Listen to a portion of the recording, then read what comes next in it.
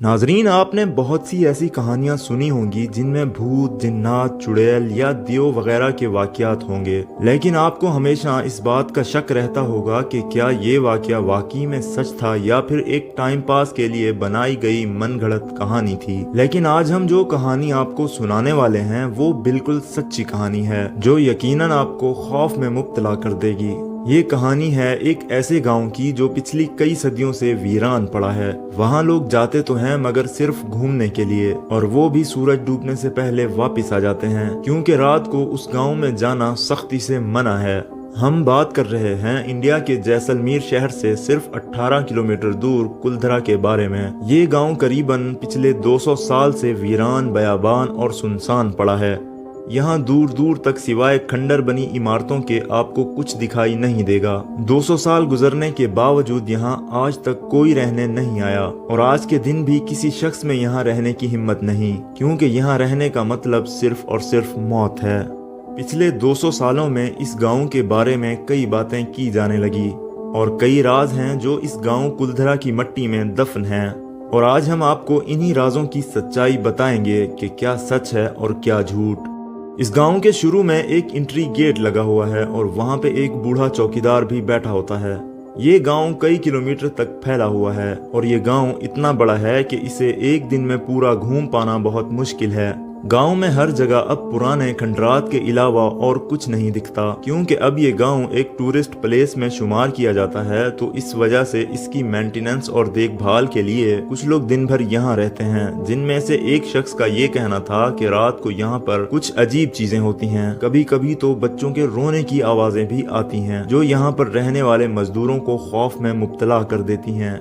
इस गांव में आपको बहुत सी सुरंगें मिलेंगी, और ये सुरंगें सीधा इस गांव से बाहर निकलती हैं। ये सुरंगें उस वक्त इसलिए बनाई गई थी कि मुसीबत के वक्त यहाँ पे रहने वाले लोग आसानी से दुश्मन की नजरों से बचते हुए इस गांव से हिफाजत के साथ बाहर निकल जाएं। इस गांव के बारे में ये कहानियां भी पाई जाती हैं कि यहाँ जो शख्स भी सूरज ढलने के बाद इस गांव में जाता है वो कभी वापस नहीं आता।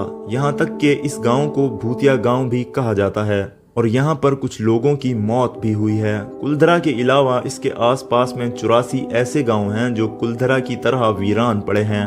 ये कहानी आज से करीब 200 साल पुरानी है, और ये सब गांव जिनमें 5000 के करीब लोग रहते थे वो अचानक एक ही रात में यहाँ से गायब हो गए, और आज तक उनका कुछ पता नहीं चला कि वो लोग कहाँ गए। इस गांव के वीराने और 5000 लोगों के गायब होने की वजह थी एक नौजवान और खूबसूरत लड़की।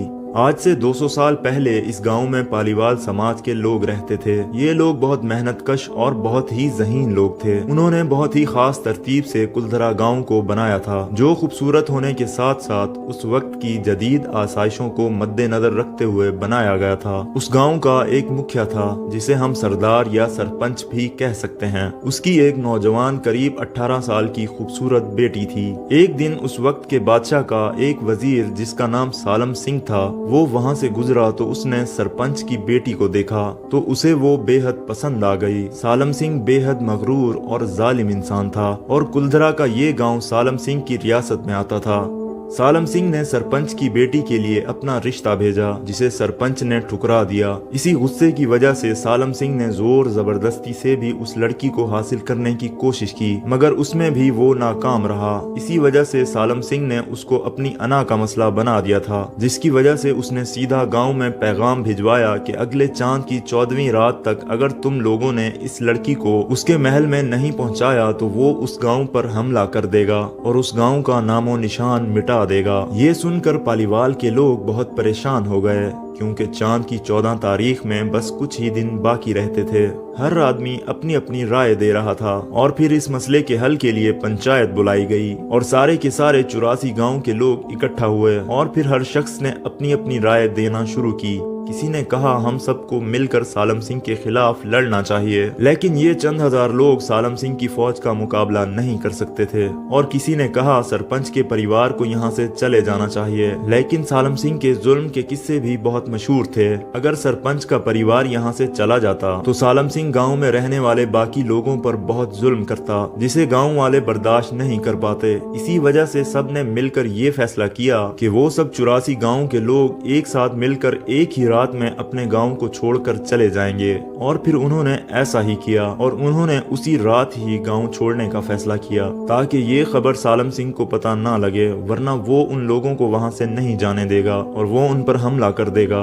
इसीलिए वो सब लोग उन्हीं सुरंगों में से होते हुए उस गांव से बाहर निकल गए, जो उन्होंने ऐसे ही बुरे वक्त के लिए दुश्मन से बचने के लिए बनाई थी। सब के सब वहां से एक ही रात में चले गए और इसके चंद दिन बाद जब चांद की 14वीं रात गुजर गई और उसके बावजूद भी वो लड़की सालम सिंह के महल में नहीं पहुंची, तो सालम सिंह गुस्से से आग बगोला हो गया और अपनी फौज लेकर कुलधरा गांव की तरफ निकल पड़ा। सालम सिंह जब गांव में पहुंचा तो उसे वहां हर तरफ सन्नाटा और वीराना मिला। उसने वहां पूरे 84 गांव छान मारे, लेकिन वहां उसे कोई भी नहीं मिला।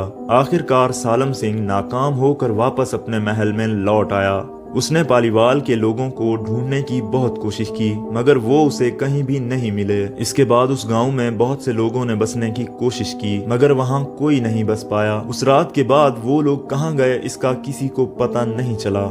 आज की कहानी में बस इतना ही। मिलते हैं किसी और दिलचस्प स्टोरी के साथ। तब तक के लिए अपना बहुत सारा ख्याल रखिएगा और हमारे चैनल को भी सब्सक्राइब कर लीजिएगा, ताकि आपको हमारी हर नई आने वाली वीडियो सबसे पहले मिल सके। अल्लाह हाफिज।